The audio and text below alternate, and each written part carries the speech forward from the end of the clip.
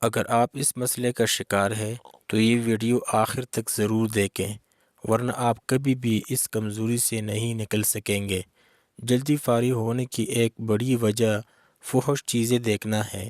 اس سے شہوت حد سے زیادہ بڑھ جاتی ہے اور کنٹرول ختم ہو جاتا ہے۔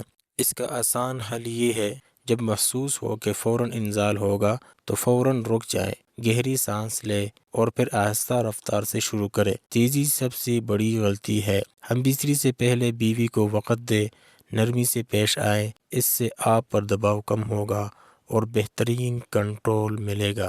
روزانہ کی عادتیں بھی ٹھیک کرے، نیند پوری کرے، ورزش کرے اور فحش مواد سے مکمل پرہیز کرے۔ یہی اصل علاج ہے۔